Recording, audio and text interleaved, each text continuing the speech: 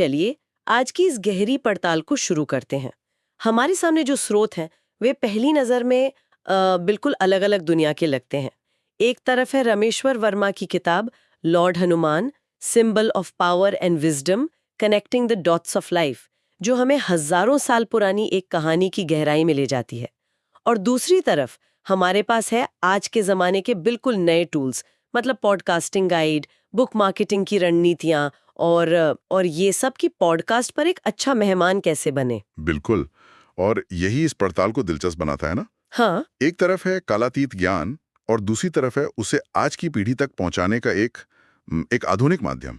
तो आज हम जिस बड़े सवाल को सुलझाने की कोशिश कर रहे हैं वो ये है कि इन दोनों दुनियाओं के बीच एक मजबूत पुल कैसे बनाया जाए। कोई कैसे हनुमान जी की कहानी से निकले विवेक, शक्ति और विनम्रता के सबकों को एक ऐसे पॉडकास्ट की बातचीत में बदल सकता है जो आज के लिसनर्स को न सिर्फ पसंद आए बल्कि उन्हें अपनी जिंदगी से जुड़ा हुआ भी लगे। हाँ, बिल्कुल सही कहा। तो सबसे पहले उस क्या पर बात करते हैं, यानी वो मूल संदेश क्या है जिसे बांटना है। वर्मा की किताब काफी दमदार बात कहती है। वो सिर्फ हनुमान जी की कहानी नहीं सुना रही, बल्कि कहती है कि ये किताब एक आईना, एक नक्शा और एक मंत्र है उन लोगों के लिए जो अपनी जिंदगी में एक मकसद ढूंढ रहे हैं। ये उनके गुणों को हमारे प्रोफेशनल और पर्सनल जीवन से जोड़ने की एक कोशिश है। और इसी बात को एक YouTube की बातचीत वाला स्रोत और भी गहरा बना देता है। उसमें एक बहुत अच्छी बात कही गई है कि भगवान सीधे आकर आपका हाथ नहीं पकड़ते हैं, वो आपको मौके देते हैं, संदेश वाहक भेजते हैं। रावण को भी तो कई लोगों ने समझाया था, कुंभकर्ण, मंदोदरी, यहां तक कि अंगद ने भी। लेकिन सबसे दिलचस्प बात यह है कि शिव ने भी अपने अवतार हनुमान जी के जरिए उसे समझाने की कोशिश की। अच्छा, तो इसका मतलब ये हुआ कि हनुमान जी लंका में सिर्फ अपनी शक्ति का प्रदर्शन करने नहीं गए थे। उनका मिशन वो कहीं ज्यादा बड़ा था। वो एक दूत थे, एक सलाहकार थे। एग्जैक्टली। वो शक्ति और विवेक का संतुलन थे, जैसा कि किताब का शीर्षक भी कहता है। वो रावण के दरबार में गए और सिर्फ डराया नहीं बल्कि सलाह भी दी। ये सिर्फ क्या कहते हैं, मसल्स दिखाने का मामला नहीं था, ये दिमाग और धर्म का भी मामला था। और देखिए, यही वो कहानियां हैं जो एक पॉडकास्ट को यादगार बनाती हैं। सिर्फ ये कहना कि विवेक जरूरी है, ये काफी नहीं है। लेकिन जब आप रावण को दी गई हनुमान जी की चेतावनी वाली कहानी सुनाते हैं, तो वो विवेक का सबक लोगों के जहन में बैठ जाता है। बिल्कुल। उस बातचीत में एक बहुत ही यादगार पल का जिक्र है, जब हनुमान जी ने रावण से कहा, जब तू मेरी पूंछ नहीं उठा पा रहा है तो सोच कि मेरे प्रभु राम आएंगे तो क्या करेंगे। मान जा, अभी भी वक्त है। ये सिर्फ एक धमकी नहीं है, इसमें एक आखिरी मौका देने की भावना भी है। ये एक छोटा सा उदाहरण है कि कैसे कहानी के जरिए एक बड़ा संदेश दिया जा सकता है। सही बात है। ये सिर्फ ताकत का प्रदर्शन नहीं बल्कि एक विवेकपूर्ण चेतावनी भी है। हाँ, और यही है वो कंटेंट जिसकी हम बात कर रहे हैं। ये शक्तिशाली विषय हैं। विवेक, शक्ति, विनम्रता, नैतिक मार्गदर्शन, ये वो खजाना है जिसे लेखक बांटना चाहता है। ठीक है। तो हमारे पास ये कमाल का कंटेंट है, हनुमान जी की शक्ति, उनका विवेक, उनकी विनम्रता। लेकिन सबसे अच्छा संदेश भी बेकार है अगर उसे सुनने वाला कोई न हो। यहीं पर पॉडकास्टिंग वाली बात दिलचस्प हो जाती है। इसे सही तरीके से पेश कैसे किया जाए, क्योंकि सिर्फ ये कहने से कि मैंने हनुमान जी पर एक किताब लिखी है, शायद ही कोई पॉडकास्ट होस्ट दिलचस्पी लेगा। आपने बिल्कुल सही नस पकड़ी है। यहीं पर how to pitch yourself as a guest और डैन ब्लैंकर का लेख जैसे स्रोत काम आते हैं। उनका एक ही निचोड़ है, पॉडकास्ट का मकसद किताब बेचना नहीं है, बल्कि उसके विषयों पर एक दिलचस्प बातचीत करना है। एक अच्छा होस्ट हमेशा ये सोचता है कि मेरे लिसनर्स को इससे क्या मिलेगा। वो एक ऐसा मेहमान चाहते हैं जो उनकी ऑडियंस की जिंदगी में कोई वैल्यू ऐड कर सके। तो हनुमान जी पर मेरी किताब के बारे में बात करने के बजाय पिच ये होनी चाहिए कि आइए पौराणिक कथाओं से सीखते हैं कि मुश्किल समय में डटे कैसे रहें। या शायद हनुमान जी हमें आधुनिक लीडरशिप के बारे में क्या सिखा सकते हैं। बिल्कुल। मतलब किताब को एक प्रोडक्ट की तरह नहीं बल्कि एक कॉन्वर्सेशन स्टार्टर की तरह पेश करना है। हाँ बिल्कुल। आप किताब नहीं बेच रहे, आप एक आइडिया बेच रहे हैं, आप एक अनुभव बांट रहे हैं। और इसी से जुड़ा किम स्टुअर्ट की मार्केटिंग गाइड में एक बहुत अच्छा कॉन्सेप्ट है, कैप्सूल पॉडकास्ट का। ये कैप्सूल पॉडकास्ट क्या चीज है? सुनने में तो किसी दवा जैसा लग रहा है। हाँ, एक तरह से है भी। ये ज्ञान की एक छोटी असरदार डोज है। इसका मतलब है 6 से 8 एपिसोड की एक छोटी रणनीतिक सीरीज बनाना। ये किसी लेखक के लिए अपनी किताब लॉन्च करते समय एकदम सही हो सकता है। अच्छा। सोचिए, हनुमान जी के मुख्य गुणों पर 6 एपिसोड की एक मिनी सीरीज।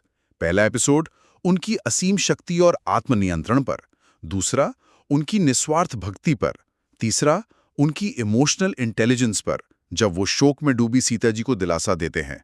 ये सुनने वालों को एक पूरी यात्रा पर ले जाता है और किताब के लिए एक जबरदस्त माहौल तैयार करता है। वाह, ये तो बहुत दिलचस्प नजरिया है। तो ठीक है, पिच तैयार है, फॉर्मेट भी सोच लिया, लेकिन जब असल में माइक के सामने बैठें तब क्या? बातचीत को यादगार कैसे बनाएं? मैंने कई ऐसे पॉडकास्ट सुने हैं जहां मेहमान बहुत ज्ञानी होता है, लेकिन उसकी बातें बहुत एकेडमिक या बोरिंग लगती हैं। ये बहुत जरूरी सवाल है और इसका जवाब the Christian author support newsletter के एक सुझाव में छिपा है। प्रचार करने की मानसिकता से नहीं, बल्कि मूल्य देने की मानसिकता से आएं। जैसे ही आप बेचने की सोचते हैं, आपकी आवाज में एक तनाव आ जाता है, लेकिन जब आप बांटने की सोचते हैं तो एक सहजता आती है। यही बात how to be a great radio show guest में भी कही गई है। और वो क्या कहते वो हैं? 2 बातें कहते हैं।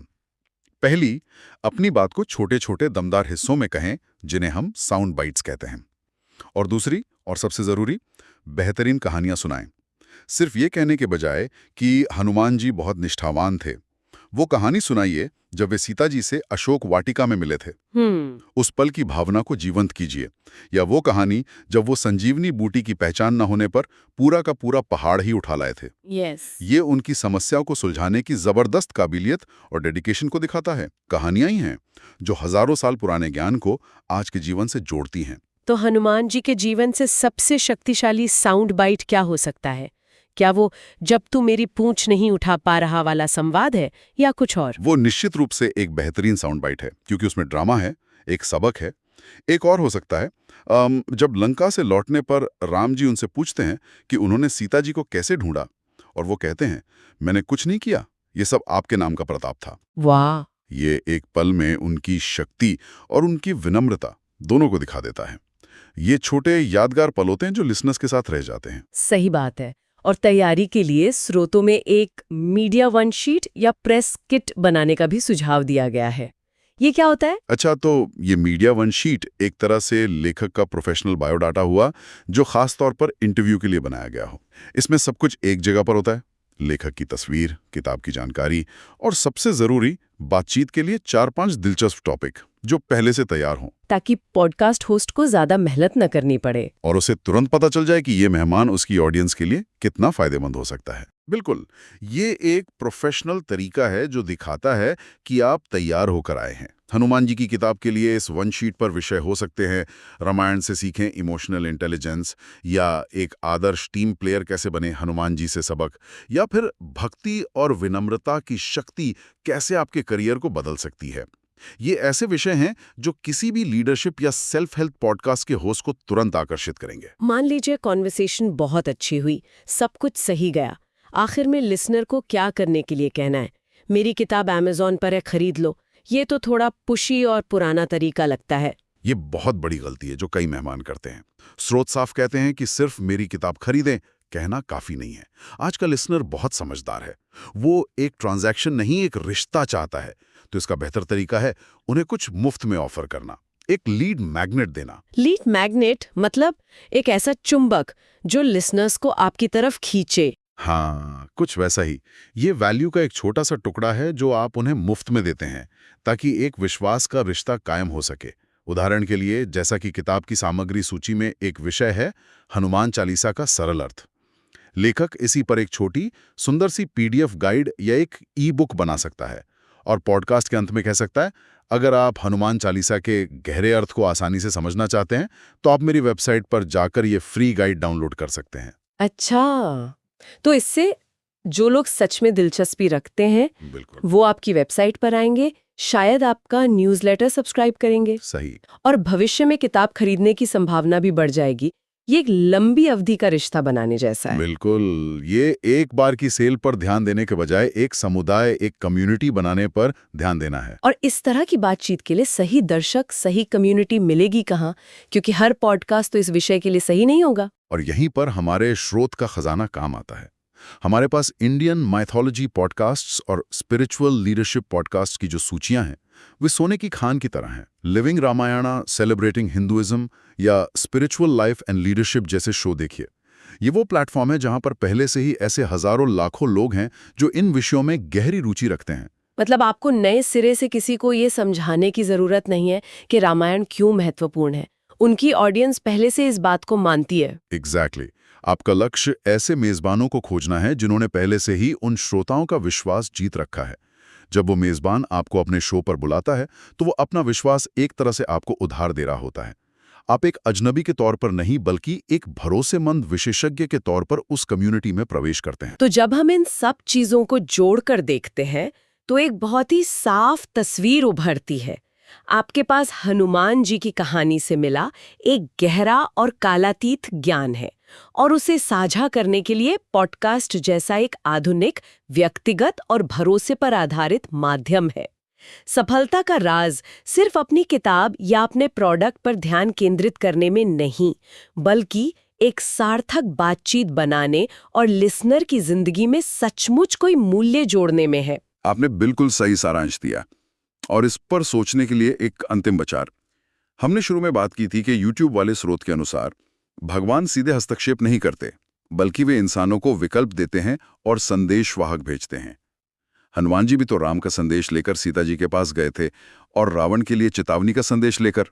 वो एक मैसेंजर थे। हाँ, ये एक शक्तिशाली विचार है। एक तरह से आज के पॉडकास्ट भी यही काम कर रहे हैं।